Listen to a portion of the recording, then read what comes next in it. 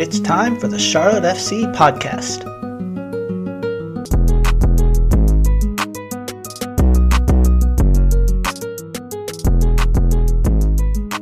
Welcome to the Charlotte FC podcast. I'm your host, Nic Finelli, and today we're joined by someone who's helped shape a generation of players on 3 continents, from Zimbabwe to Germany, college soccer in the U.S., to coaching in Charlotte, and now to Charlotte FC.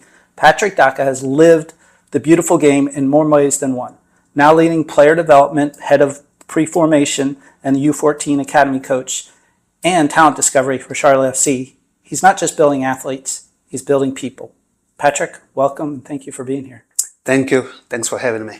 We start every podcast with the person just introducing themselves as if they're the quick elevator pitch. How would you introduce yourself to someone? Yeah, so Patrick Daka, head of pre-formation for Charlotte FC. So basically introduce young players to the Charlotte FC way. Culture, the standards, the training, the environment. U12s to U14. U12s and U13s being part-time, come in twice a week and train and go back to the clubs, play games, which helps us build relationships with clubs and the communities around us. And then U14 is when they come in full-time and start the journey in Charlotte FC jerseys. Yeah.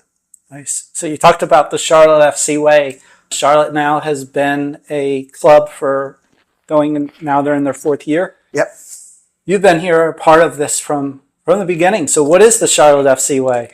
Oh, it's basically from the 2 state mottos, the Carolinas. North Carolina, to be rather than to seem, which means we don't pretend, we work hard, we're honest. And then while I breathe our hope, which is South Carolina, which means we play until the end. We fight till the end. No giving up.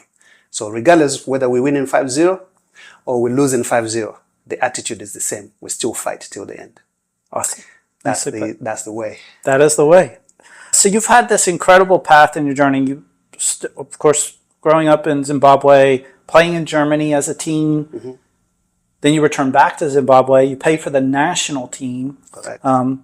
Then you restart kind of another career in the U.S. in college and played a little bit for the Charlotte Eagles. Yeah. And then you get into coaching and stuff like that. So when you look back, what were the moments that shaped your identity, not just as a player, but as a person? The biggest foundation for me was my family. We didn't come from much, so we had to work hard for it. And that just kind of built me from the beginning that whatever I do, I have to be the best at it. I have to do well. I have to strive. And so when I go on the soccer field to train, I'm training to be the best. When I do courses, whether it's school or it's soccer coaching pages, I have to be one of the best. I have to get out there and put everything. Now, I don't necessarily have to beat everybody, but I have to put the best effort that I can put in and come out. So failure has never been an option for me, though I've gone through a lot of failures along the way. Well, you learn from them, I guess. Correct. So it's kind of like one of those things like Nelson Mandela says, like, we never lose, right? But we learn. Yeah. So that's how I look at things. So if things don't go well, okay, what did I learn from it? And how do I move forward? So I never really accept that I lost. I tell myself I've learned something from it. So playing in Zimbabwe, I worked with coaches that were very, very good. But then when you move from Zimbabwe to go to Europe, it's a totally different culture and a way of learning and a way of teaching and a way of playing the game. When I was in Germany, the biggest thing I've noticed was technically people were very, very fluid.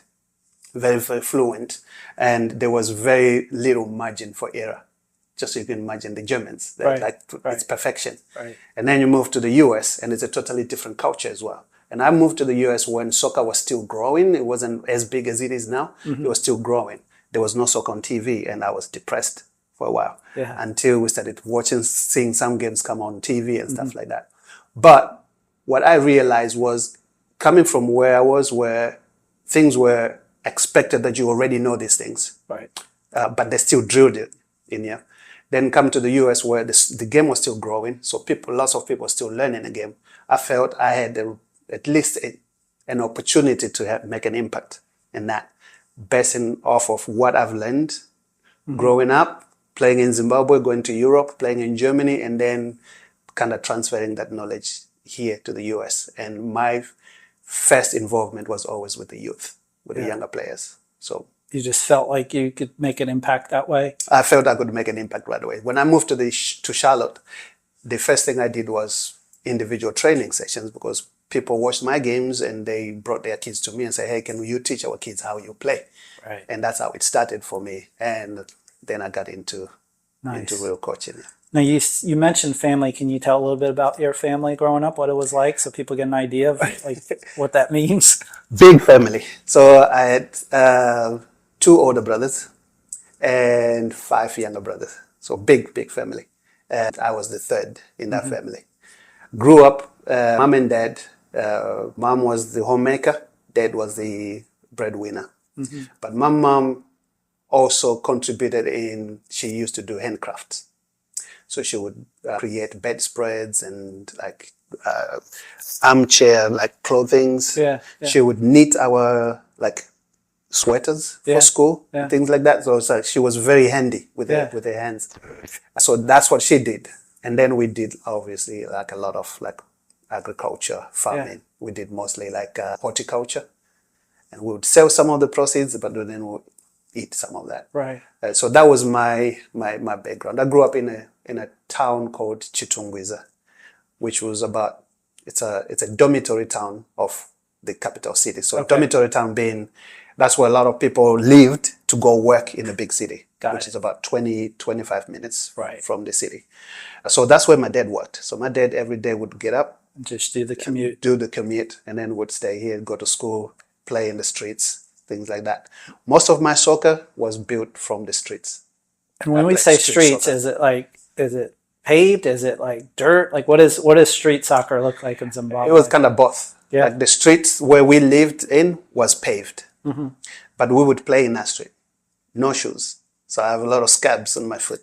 But then there was an area also in like you would call it the Greenland, right? So what is it, Greenland or whatever you call it, like between suburbs or between neighborhoods. Yeah. And that area would be dirt. Got it. And that's where we would go play. No grass, nothing. It was just dirt. And just fun as kids, like, hey, pick up, all these people would just come and play. It was all pick up. Yeah. Nothing organized. No adults. So when was your first organized kind of soccer? School. It was my first organized, if you call it. Yeah. I was in 5th grade. Got pulled up. They saw me playing in the school playground with my friends, my teammates, and my classmates. And then they like, that kid needs to join the school team. At that time, we only had 2 teams in primary school. You have 2 teams. You have what they call the senior team, which is 7th graders. And then you've got the second team, which is 6th graders. So if you're 5th grade playing on the second team, you're kind of like special. Yeah. So they pulled me up to play with that team, but I didn't last. They kicked me out. I'd made too many mistakes, and one of them led to us losing a game. And then I messed up in training, and the coach was like impatient. They're like, this kid is not ready. Oh. So well, at least he said you're not ready, and not like you can't play. They said you're not ready. I'm paraphrasing in a nice way. But so that was probably a moment for you that you're like, okay, if I really want to do this, what do I have to do to make it back to us? Yeah, but it was difficult at first to accept the fact that you're not good enough. At 10 years old too. Yeah, you're not good enough. It's very difficult. And so that actually plays on my mind, because at some point we have to talk to families and kids here, like moving forward, year after year. Are you coming back, or are we sending you back to your clubs? It's difficult because I went through it. But I also understand, I know what it did for me was that first I got really, really like upset, and I didn't want to play and all that. But then after a while, because my brothers always played in the streets with their friends, so I would go and join with them in the street and played. And I realized that I actually was pretty decent. People told me that I was also pretty decent about it. So the following year, I tried that again for the school team, and I made it. But then this time I was more successful because instead of playing on my true age, they pushed me up quickly to the senior team. So that kind of validated that what I thought I was and what people said I was. And it also validated what you learned from that moment of failure. Or failure. Because you were able to take that and move it and excel yourself even more. Exactly. Yep. That's pretty amazing. So now when I talk to kids here, I understand what they go through when we sit in front of them and try to tell them what's next for them. So nice. Now, many of your former teammates and peers took different paths. You know, you meet a lot of people when you're in this business. What pulled you directly to coaching instead of trying to just be that professional? It's a good question because that's a question me and my wife and my family, we talk about quite a bit. Like what ifs? Like what if I would have played longer or whatever? So I think I played until 34. So I was pretty happy by the time I left the Charlotte Eagles. 2009. Yes, yeah. I was pretty happy with that because I felt like I played a little bit longer than a typical career. Yeah, typical career. But at the same time, most people go up to 36 now because technology and performance training, diet, and all that, the improvements in medical, sports medicine. But my career that I actually studied for was business. Yeah. I have an economics degree, I have a finance degree, I have an accounting degree. 3 degrees? 3 degrees. And I also have a master's in business. Wow. So you would think that this guy would be looking to do something else other than coaching. Mm-hmm. I actually worked as an office manager for a metal fabrication company. And then I also did accounting for Charlotte Eagles while I was still playing for them. But the sitting in the four walls it's just not as appealing to me as getting out and running around sweating and kicking the ball, watching people kick the ball. I was also missing the game quite a bit while I was sitting in the office. So I decided, the best thing to do for me would be to get into coaching. Yeah. So I started coaching as a part-time for Charlotte Soccer Academy. And then they eventually offered me a full-time role as a technical director for Charlotte Soccer Academy. That was in 2010. And you worked there for over a decade, right? I was there for 10 years actually. Yeah. Until Charlotte FC came about. And when Charlotte FC came about, were you like, I need to connect with them, or did they reach out to you? Because you had been kind of established in Charlotte for almost 20 years now with the soccer community. Yeah, I was established. To be honest, like everybody was excited about Charlotte FC coming in. I just didn't know what my role would be if I joined Charlotte FC or whether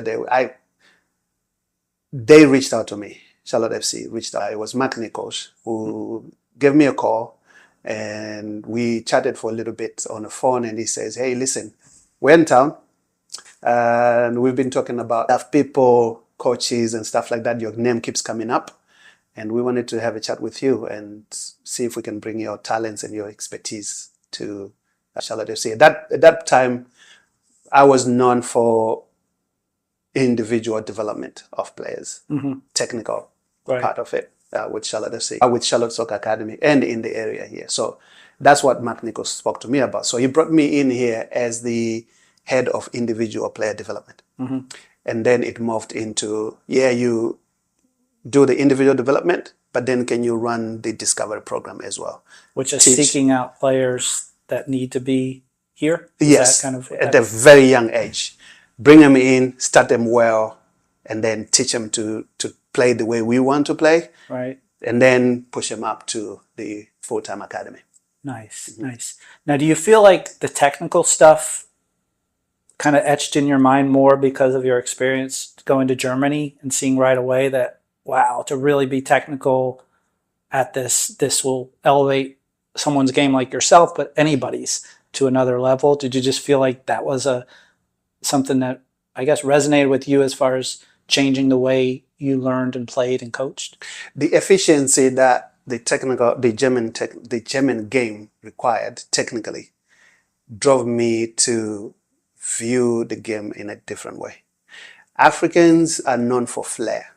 We're known for like dancing on the ball, doing tricks and all that. So that was never an issue. But the issue was how to use that flair effectively and efficiently. And that's what I learned in Germany. Because they were all like very, very efficient. I'd get the ball, try to do dances and things like that. It was fun, but the coaches wanted me to move the ball quicker. Yeah. So now not only did I have to execute effectively or efficiently, but I had to think ahead about what I'm doing or why I am asking for the ball in this moment. And that piece, the decision-making piece and the technical piece, is what now then I kind of learned to try and bring here to kids in Charlotte. Yeah. So I hear a lot, and this is across all sports, but as you progress from a young person up to professional level, the game just keeps getting faster and faster. How do you prepare or help people for understanding that? Because a lot of times maybe you don't even know it until you're in it, and then you realize, oh wow, I have to do it this, I have to be this efficient. I have to do it. Like how do you instill that in the youngsters? Yeah, that's a tricky one, because I think there are very, very good coaches out there and coaches that can teach a game. But really teaching a kid to think fast, act fast, or decide fast is tricky. And it's how you prepare your training sessions and your message to the players and your delivery. So what we found to be very effective since day one when I moved to Charlotte FC was teaching players to read cues. And read those cues, then make a decision based on the cues that they see. So instead of us telling them how to play in a moment, the cues themselves teach them how to play or how to decide or what to decide. So they're reading environment information within the environment. So we talk a lot about scanning. So you making sure they check their shoulders, seeing where their teammates are and seeing where the ball is and see where they are and how the opposition is organized. But then we also teach them to look at how their teammate on the ball is moving or positioned.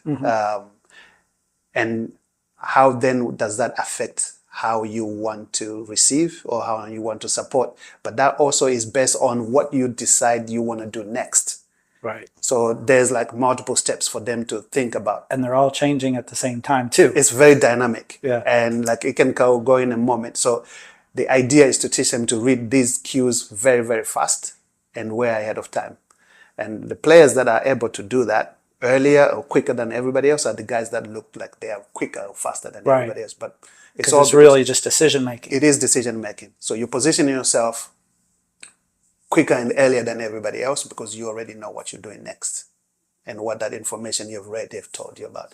So our training sessions are mostly based on cues.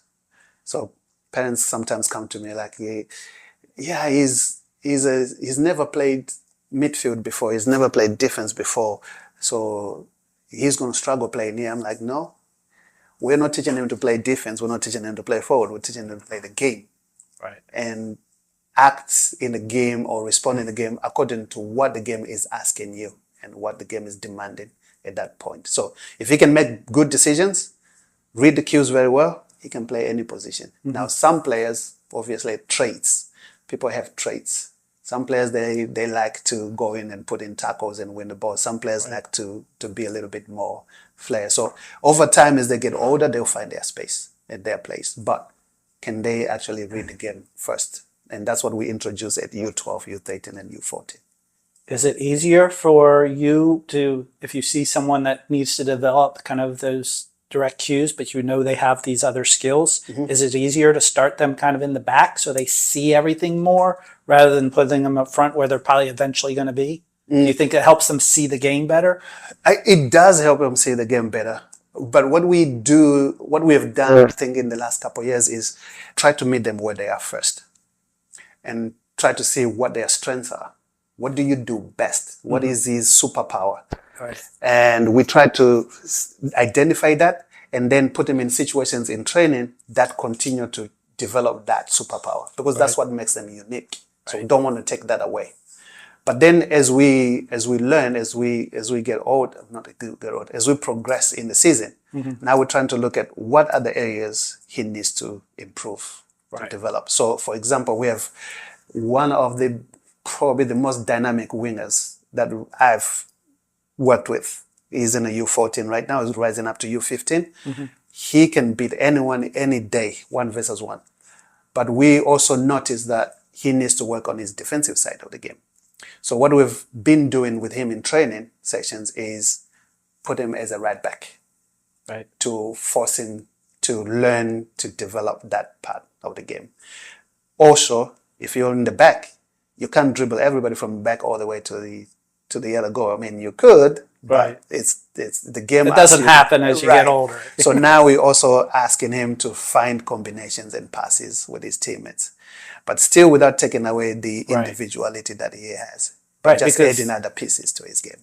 Yeah, because I can see as a forward, if you're able to play and strategically know how to defend, you could actually get some interceptions, some steals, some quick things, and then it's just you and the goalie, pretty much, because you've either stolen or put yourself in a position that you can just go because of your defensive position. Correct, yep. That's cool. I've read some things where you talk a lot about developing the whole player, and we were just talking about just some skills and some cues and things like that, but not just the athlete. So what does a week of academy training look like that's developing or looking at the whole athlete and the whole person? What are y'all doing? So the 14s is a little tricky because they're not full-time in this building. Right. So whatever we do with them, we have to be strategic about it because they're coming from home, they're coming from school, and they come here. So our time with them is a little bit limited. How many hours is it a day? For 14s, we only see them probably 2 hours a day. They come in about 30 minutes before training, and then we train an hour and a half, and then they go home. But the older guys, 15s and above, that are in day stay and home stay, those guys are here pretty much full day. So they get education. Part of it they're here in class, but they also get access to our sports psychologist, Greg Shelley, when he comes in, because the mental side of the game is really important. And everybody, Greg Shelley is also available for the 14s, by the way, but whenever he's available in here and whenever we can make it with the schedule. And then we also have our dietitian, Rachel, who's always in constant touch with all the players, trying to make sure that they eat well, they fuel themselves well, they also rest well. And then there's also the medical part where we have Coach Emily and the head team, and they work with players in terms of their wellness and readiness, because a player that's ready to train, that's available to train, is the most important piece of that they can bring to the table. Right. Then we have the performance side. Our coach Josh and Drew, they deal with players to give them strength and speed up their play, quicken, like things like that. Movement patterns. 14s especially coming in because this is their first time. You see the progress from when they come in and they're struggling to figure out how to move very well. And then when they come in the spring season, they're a totally different group in terms of movement quality. That's another part. But then we put the game on them. So if you want feedback, you're responsible for reaching out to the coaches and saying, Coach, can we meet? Can we talk about this? You do your own clips. You look at the film. I will have my clips. After game, I'll watch games. I watch film. I'll clip the games. But I want you to do your own clips as well. So study the game and see things that you've done well and things that you can improve on. Send them to me, and then I'll give you my feedback on those same clips. And then if you have more questions, we can still talk about it. So we're asking them to take ownership. Now, simple piece. And this is a crazy one, because when I say this, sometimes parents get, who is this guy? Who does he think he is? They come in, they get free gear. Everything. When they come from their clubs, they're paying for gear. They come in here, they get free gear, and I say, you are not going to cut your socks, because they like cutting their socks. They like to put grip socks in, which is fashionable, that's what's going on these days. They like to cut holes in their socks and stuff. I'm looking at the player behind you that does that. Exactly, right? So I'm saying, U-14, U-12, U-13, U-14, you're not allowed to cut your socks. You have to respect the gear. once you respect the gear, you learn to respect the equipment, you learn to respect the environment. And then with time, as you get older and you go through the pathway, then you earn your right to add these little pieces. But you coming in here, you have to earn the right first. Right. So for me, it's not necessarily that I'm trying to be hard on them, but I want them to value this environment and this process, and not just jump at Liverpool. They cannot buy luxury cars on their first contracts. You can't buy the same car that Salah drives because you haven't earned the right to that. Right. So you gotta get there first. So soccer, yes, is great, but we want to produce good players. We want to produce good kids. They have to do 20 hours of community service because the community is where we come from. This is the community supporting them to be here. So they have to learn to give back. So yes, we want to develop good players that go into Crown Legacy and first team, but we also want to produce good people through that process. Right, because like you said earlier, not every athlete is going to make it to that next level. And whether that next level means 15-year-olds or 18 or MLS Pro Next, I mean, Crown Legacy and so on. I read about something called the Daka Zone. So can you tell me about that idea and how it came about? It's not a typical training block, is it?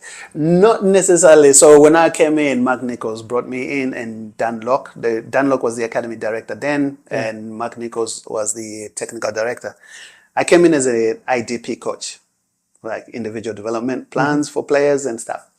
So this was the moment where they show up for training, probably 15, 20 minutes before they join their teams. They came through my process where we worked on technique, individual technique. And it started off like, this thing where players, they really don't want to do it. They just want to jump straight into the training session, to a point where everybody was asking for it. And they would come earlier than normal to go through that training. So we would do tennis ball juggling, we'd do like passing and receiving things, we'd do like dribbling challenges, things like that. But it was fun. But the Daka Zone is basically, it was coined by Dan Locke, the academy director then. Yeah. It's basically a time when they come in and they go through my process of technical development before they join their team sessions. Got it. Yeah, and players they loved it. That's awesome. Yeah. That's fun. Did it take long for you to create that, or was it just like, this is just how I do things? It was more, what do you call it, organic than anything else. Yeah. I had the time block before when they showed up to training, and I used that time block, and it became popular, and it became a zone, and it became a Daka Zone. So that's great. Yeah, that was good. Now, you talked a lot about just working across all levels. So you got, Brian here looking at all the academy stuff. You have Tommy Wilson, technical director at the higher level, but threads through all the way down. And of course you have, the head coach. How much interaction and talking and how much of what your work does is impacted all the way through those levels? That's a good question. I think since Tommy Wilson came in, he's tried to make sure that we're all working, or at least singing from the same hymn book.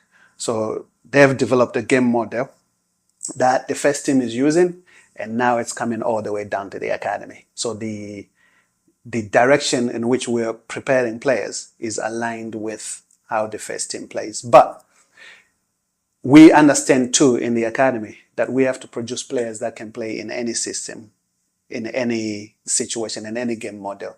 So our players are not necessarily like first team typical players, but are players that can be adaptable to any system that any coach brings in. So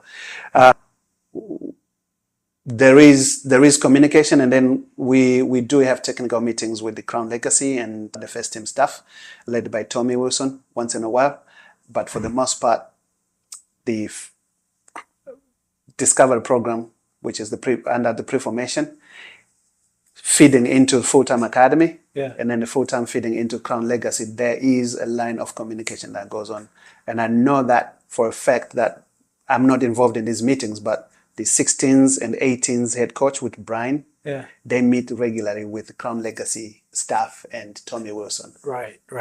Yeah, I was trying to figure out how you're coming, because you're getting them before they even know we're trying to move these people forward. Right.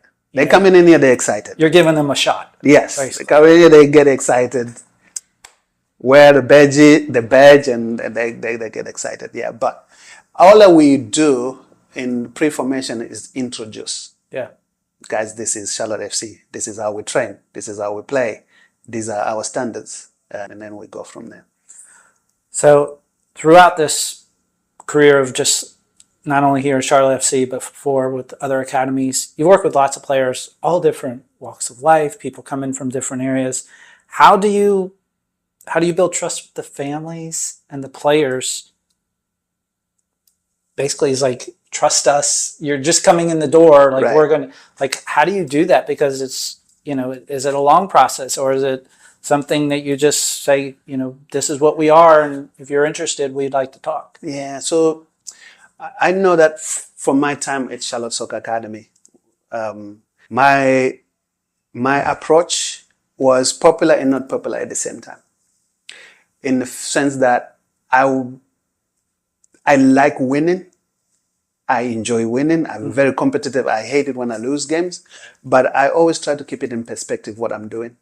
And what I'm doing with these young players is to develop a long life love for the game.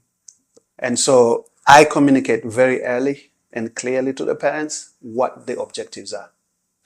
And it's on them to join in. It's not to join into that journey and allow us to work with the kids the way we work with them.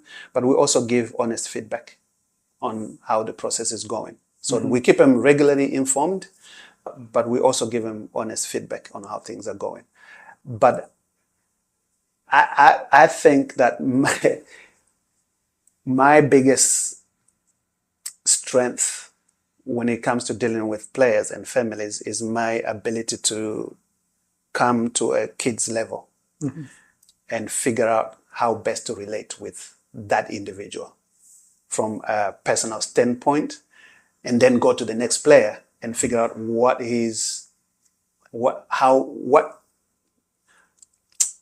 how do you call it? Like, which buttons? What motivates them. And that, for me, I think is the difference in the way I approach kids. Now, everybody has the same standards, and I hold everybody to the same standards. I don't waver on those standards.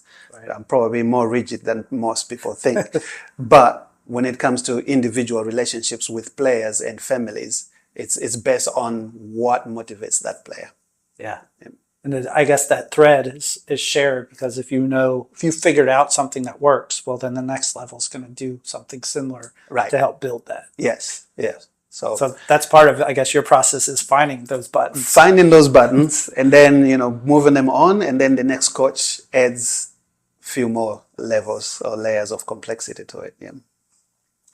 The Discovery program, it's opened lots of doors for all different types of kids across the Carolinas. What do you think MLS academies in general still miss when it comes to finding hidden talent? Because we want to win right away. We want to win today. So when I'm looking at players, am I looking at a player because 3 years from now I see something in him? Or am I looking at a player because on the weekend I see him helping us win a game? And I think that's where the conversation needs to be for me. The good thing about MLS academies is that we are able, at least the environment is able, to bring in players from low-income families, whereas pay-to-play only caters to those that can afford to play. Right. So we are able then to go in and get players that are very, very talented or have a lot of potential, but have never been in like a formal environment. And tell you that on the U-14s, the current year, these U-14s rising up to U-15, we have up to six players that come from non-traditional big clubs. Right. Because we've been able to open that door for them. But we have to be patient. We knew it was going to be a project. We knew it was going to be long. but we have to be patient on those players. It might take 2-3 years for them to like kick on, but do we see in the players what they can be in the future? But I think like this is where for us, we've been able to, I think, do a decent job, because when you look at our U-14s, they're not necessarily the biggest, strongest, fastest athletes out there. When we play against other clubs, we look small, like really small. We look like we're playing up a year. But then you look 2 years, 3 years from now, those players are still in the environment and still competing. Right. When you look at the players that they were competing against, then they're not there in the environment anymore. Or you look at players like Jeremiah, who was a Discovery program graduate, went through U12, U13, U14, is now on the U15 national team. Yeah.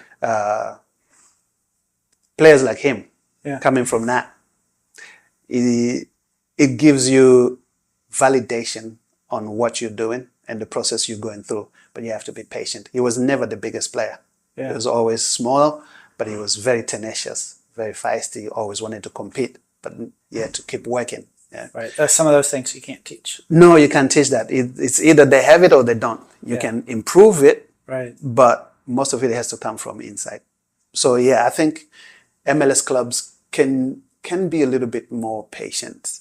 Than other places. Yeah. Now, do you have like a quota, or it's like a certain number that you're like, all right, we need you to seek out and get this many players for this Discovery program? Is that kind of how it's looked, or is there a different approach? So because of resources, right, and the number of staff we have, we kind of kept it to 20 to 22 players at a time, and they come in phases. We do 3 phases. So the first phase will be 10 weeks. They come in for 10 weeks, they are locked in for 10 weeks. After that phase, that group is scrambled, because our scouts are busy in the background identifying other players. And then we bring in new players. Some players from this first phase might come back, might return. Some players might be rotated out. Then we bring in another group. But we can only do so many players at a time, just for resources' sake. Right. But by the end of the 3 phases, we might have seen at least like 50 to 70 kids for U13. And we're trying to figure out from that, how can we get 20 players for U14? Got it. Yeah, so it's a revolving door. And I talked with Brian a couple of weeks ago about just the restrictions and things. Now, is there anything because you can kind of, I guess, save or like write down that these players are untouchable in your area, but then there's all these other players around the country so basically you're recruiting from everywhere. Right, pretty much. For the younger age groups, we can't touch them. I think that starts at U14, where you can go to other markets. Got it. So you're just strictly in this. We're strictly in here. And we also, we started off just finding players from within an hour and a half of Charlotte, just because of the drive, and we didn't want to put the strain on the parents to come here and back. And yeah, because it's a day thing. They're not here permanently for a while. Exactly. But then we added a piece where scouts still go out and find other players of the same age in the Carolinas, in our territory. And we put a group together from that comes then and play games against the group that's training here locally. So now we've seen the best that's out there and the best that we have in Charlotte, and they're playing together against each other. Yeah. And off of that, we've actually signed a few players from these scout teams that we bring in. So we're trying to cast our net as much as possible, as wide as possible. Bring in our scouts. Also like to bring players in once in a while for training, and that sometimes is tricky in the sense that we only have 8 to 10 weeks to watch them. But when do we bring them, and how many can we bring at a time?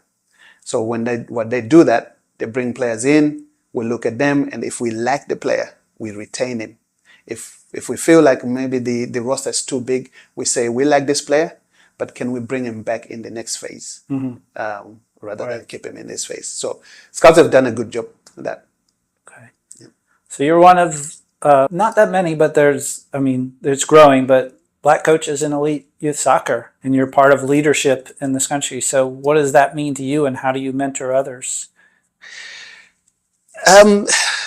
That's a good question. It's definitely a privilege, to be in the position that I'm in here, especially in Charlotte, at Charlotte FC. What I've been able to do is open myself up to other coaches and say, we can have a conversation. Some people reach out and say, can you mentor me? I'm very open. I'm willing to mentor. Mm-hmm. It's just making sure that we make good time of it and we use good time. But yeah, we always inviting coaches to come and watch our sessions, observe our sessions, ask questions if they have questions. Mm-hmm. And then in here, inside the club, I think Brian has given me a role to mentor young coaches that we have inside the club. Yeah. Bring them in and then help them along their journey as well. So not only are we coaching little guys, but we're also coaching coaches that are starting on their journey, which is actually fun. Nice. Nice. What is the scariest thing you've ever done in your career? Scariest thing in my career is to travel to Europe by myself at 17 without parents for the first time. That was the scariest because I didn't know what I was getting myself into. You didn't speak German? I didn't. I didn't speak German at all. My first trip was to Poland. Oh, okay. And then from Poland, I went to Germany. I moved to Germany. And yeah, I had no idea, no inclination whatsoever what Polish language looks like or sounded like. So yeah, that was... Well, you spoke the beautiful game language. Everybody... You get in there, you play. Yeah. That's it. Yeah. But it was difficult to sit in the locker room or during training sessions and the coach is explaining the activity. You don't know. And yeah. So what I used to do was kind of just hang out in the back a little bit, watch what everybody's doing, and then try to figure out what the pattern was or whatever it is that they were trying to do. Then jump in. Or there might be someone that translates for you and says, hey, do this. In Germany, there was. In Poland, there wasn't. In Poland, English was not very common there. But in Germany, I had two teammates that spoke English. One was, he had a German mom and an American dad. And then the other guy was from Ghana. Okay. And he'd been there for a while, so he understood the language. Okay. So on a kind of another side, what is one moment in your career that you can just vividly see and replay it like 100 times over and over in your head? It was just the epitome of what happened with you. Two things. Oh, you got two. Good. Two, yeah. Played against Borussia Dortmund in Germany. Yeah. They had just won the championship then, and they were doing a tour. I was playing in the second division. So they did a tour of the country. They were playing a charity match against my club. Mm-hmm. Came in as a second half substitute. Last minute of the game, I beat 4 defenders, smashed one top corner, and I just ran. I don't know where I was going, but I ran. And then the other piece that plays in my mind a lot is when we lost the national championship here with Charlotte Eagles, mm-hmm. the first national championship I was involved in the USL. And I missed the PK. In the PK, I scored during the game. We tied 2-2, then we go into overtime, then PKs. Yeah. And I missed my kick. Oh, gosh. So, yeah. Yeah, it's hard to let those down. That one still plays. I still will see myself walking towards the kick. Oh, gosh. Hitting it and seeing everything plays in slow motion. Mm. Goalkeeper going in the right way and patting it. And I'm like, oh. Why did I go that way? Yeah. Right. It's stoppage time! Do you have a favorite or unique personal ritual? I eat traditional food before I go to games. Before I go to my game, when I played. Yeah. I have to eat Zimbabwean Sadza. So what's the Zimbabwe food? It's cornmeal. It's kind of like dumpling, but it's cornmeal. You cook it into like a paste. Yeah. And then you eat that with sauce, meat sauce, either chicken or beef and vegetables. That nice. I have to have. If I don't have that, I feel like I'm not ready. Nice. Okay. Is there a stadium or event that you've not been to that you want to experience a match? Anfield. Okay. I've never been to Anfield. That's pretty popular. I would like to go to Anfield. Yeah. Okay. And I don't like Liverpool. I like to go You've there mentioned them twice now. You don't like them. I like to go there when they play Arsenal. Okay. Do you have a favorite unplugged activity? Something without any kind of technology just to get you away from things? Gardening. Gardening. I like gardening. I like the idea of me and the plants and the soil. Is it food gardening or is it more like flowers and other things? More vegetable gardening. Okay. Yeah. I like the idea of seeing things like sowing plants, preparing the soil, and then going through the whole process of seeing a seed germinate and taking care of it until it ripens and is ready. Speaking just like someone who runs a discovery program, they align very well. What do you have a go-to snack? I know we talked about but let's say you're just watching a match, hanging out. What are you snacking on at all? This will surprise you, but I'm not a snack person. A lot of people aren't. Yeah. You can't eat when you're watching something. You're just like Roasted peanuts. roasted peanuts. Okay. Roasted and salted peanuts. That's that one. Yes. All right. Absolutely. What kind of design impresses you more? Interior type of design or exterior?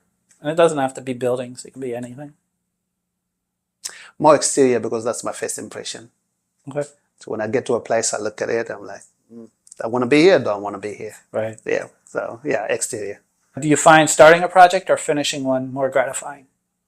Finishing one, because I have a lot of unfinished projects, and that's why.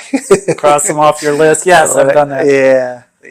I start a lot of projects. I just need to finish them. So yeah. That's all right. What recharges you? Music. What's your music? It depends on the mood, but I'm more African beat, reggae music. Those two are my go-to music. But I also spending time with my kids.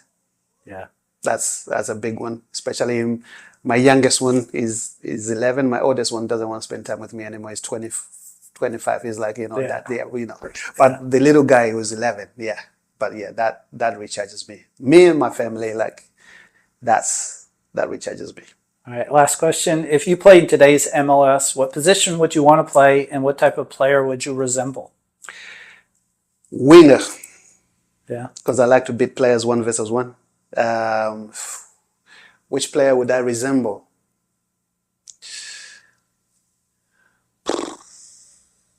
Or you could be a combination, a hybrid of two players. That's a good one. I'll be Saka from Arsenal. Yeah. With his right foot. He's left-footed, but Abada with his speed and quickness. Okay. Yeah. Awesome. Well, Patrick, thank you for sharing and giving insight and your example. We appreciate you being on the show. Thank you. It's been great. Thank you so much. What an incredible conversation with Patrick Daka, a true visionary in the world of soccer development, from his early playing days in Zimbabwe and Germany to shaping young talent here in Charlotte and across the Carolinas with Charlotte FC. Patrick's journey is a testament to dedication, resilience, and a deep understanding of football. We learned so much today from the Charlotte FC way, rooted in the Carolinas' motto of hard work and never giving up, to the pivotal role his family played in shaping his drive for excellence. Patrick's insights into developing the whole player, focusing not just on athletic prowess, but also on character, decision-making, and community engagement, really resonated with me. And who can forget the Daka Zone, right? Where individual technical development becomes a passion for these young players. Patrick's commitment to nurturing both athletes and individuals shines through everything he does. Thank you, Patrick, for sharing your invaluable experiences and insights with us today. Thank you for listening to the Charlotte FC podcast. We hope you enjoyed this episode as much as we did. Join us next time for more exciting conversations from the heart of Charlotte FC. Enjoy the day.